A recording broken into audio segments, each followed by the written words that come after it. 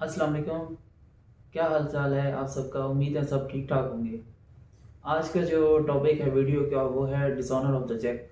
Check dishonour कब होता है, चेक डिसऑनर कैसे होता है, चेक डिसऑनर किसे कहते हैं और कानून जो है वो क्या कहता है चेक डिसऑनर के बारे में। तो इसको 489F जो है इसको पाकिस्तान पिनल कोड का सेक्शन डील करता है। तो अब इसकी सबसे पहले जानते हैं कि चेक डिसऑनर क्या होता है। चेक डिसऑनर ये होता है कि जब एक चेक बैंक में प्रेजेंट किया जाए विड्रॉ के लिए और वो जो है विड्रॉ ना हो और वो प्रेजेंटेशन के बाद डिसऑनर हो जाए, उसको चेक डिसऑनर कहते हैं। अब बहुत सारी ऐसी वजूहत हैं जिनकी बिना पर जो है चेक डिसऑनर हो जाते हैं। जिनमें से मोस्ट कॉमन जो वजह है वो है नॉन सफिशेंट फंड, यानी कि अकाउंट में जो मुतलका जिस की बाबत चेक है, जितनी अमाउंट की बाबत चेक होता है उस अमाउंट का अकाउंट में ना होना एक कॉमन रीज़न है, जिसको हम नॉन सफिशिएंट फंड कहते हैं। अब इसको एक स्पेल्ड चेक भी कहा जाता है, बैड चेक भी कहा जाता है, इसके अलावा कोल्ड चेक भी कहते हैं, और इसका एक दूसरी वर्डिंग है बाउंस चेक।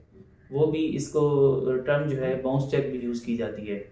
अब जो पाकिस्तान पिनल कोड का सेक्शन है जो 489F है वो इसको डील करता है, और उसमें मुख्तलिफ पेनल्टीज़ दी गई हैं, मुख्तलिफ सज़ाएँ दी गई हैं कि इतनी रकम है तो उसकी बाबत क्या सज़ा होगी और उसका जुर्माना कितना होगा, वो हम डिस्कस करेंगे। अब 489F पाकिस्तान पिनल कोड, उसकी जो डेफिनीशन है वो ये है: whoever dishonestly issue a check toward repayment of loan or fulfillment of an obligation which is dishonor on presentation। नियतन एक गलत चेक इशू किया जाए और वो विड्रॉ के लिए पेश किया जाए और वो डिसऑनर हो जाए।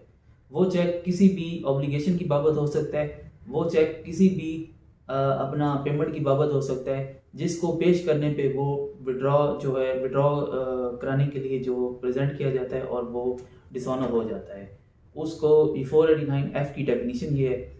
अब पाकिस्तान पिनल कोड में जो 489 की पेनल्टीज़ हैं वो देखेंगे कि कितनी अमाउंट का चेक हो तो उसमें क्या क्या सज़ाएं होती हैं।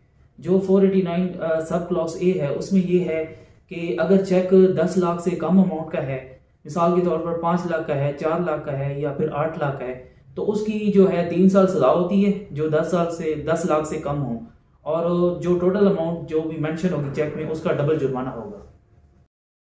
अगर चेक में जो अमाउंट है वो 10 लाख से ज़्यादा और 50 लाख से कम है तो सज़ा फिर एक्सीड कर जाएगी, 5 साल सज़ा होगी और जो जितनी अमाउंट मेंशन है उसका डबल जुर्माना होगा।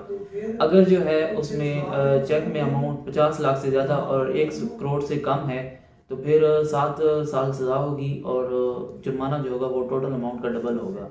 इसके अलावा अगर अमाउंट 50 लाख से ज़्यादा और 1 करोड़ से कम है फिर जो है उसकी सज़ा होगी 10 साल सज़ा होगी और जो टोटल अमाउंट है उसका डबल जुर्माना किया जाएगा।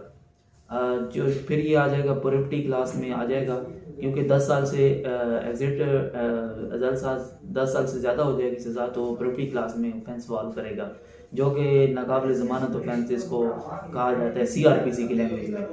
और अब जो है एक अहम बात ये है कि मोस्टली ये होता है कि जब क्रिमिनल कार्रवाई की जाती है, जब चेक डिसऑनर होता है, मुद्दई ये करता है कि पुलिस से जालसाज होके या पुलिस को अप्रोच करके फिर वो FIR करवा देते हैं, क्रिमिनल कार्रवाई कर देते हैं। पुलिस ज़्यादा से ज़्यादा ये करती है कि जो नियतन जिसने गलत चेक इशू किया है उसको गिरफ्तार कर देती है और गिरफ्तार करके जेल में डाल देती है, और इसके बाद जो है मुद्दई की जो रकम है वो रिकवर नहीं होती। तो इस उसके इशू के हल के लिए एक दीवानी केस होता है, समरी सूट ऑर्डर 37 जिसको कहा जाता है। ऑर्डर 37 CPC के तहत एक दावा होता है, दीवानी अदालत में दायर होता है, वो साथ करना बहुत ज़रूरी है। अगर रकम रिकवर करवानी है तो क्रिमिनल कार्रवाई के साथ दीवानी कार्रवाई करना 489F के केसेस में ज़रूरी होता है, तभी जाके जो अमाउंट है उसकी रिकवरी मुमकिन है। अदरवाइज जो है अमाउंट की रिकवरी मुमकिन नहीं है। जो गिरफ्तार मुलजिम हो जाते हैं, जो गिरफ्तार हो जाते हैं, जेल चले जाते हैं, फिर वो क्या करते हैं कि अमूमन वो अपनी ज़मानतें करवा लेते हैं, ज़मानतें करवाने के बाद वो बाहर आ जाते हैं, फिर इस तरह केस जो है वो ऊपर नीचे हो जाता है, तो जो है पैसों की रिकवरी जो है वो पॉसिबल नहीं होती क्रिमिनल कार्रवाई में। दीवानी कार्रवाई करना बहुत ज़रूरी है, क्रिमिनल कार्रवाई भी चलती रहे साथ, प्रेशर भी डेवलप होता रहे, लेकिन दीवानी कार्रवाई साथ साथ करना, ऑर्डर 37 की कार्रवाई करना बहुत ज़रूरी होती है। तो उम्मीद है ये वीडियो आपको पसंद आई होगी। आप जो है इसमें नेक्स्ट जो वीडियो में हम डिस्कस करेंगे कि दीवानी कार्रवाई कैसे होती है और फौजदारी कार्रवाई कैसे होती है। दोस्तों अपना ख्याल रखिएगा, मेरे चैनल सब्सक्राइब कीजिएगा और कमेंट में अपनी राय का इज़हार कीजिएगा। Thank you very much.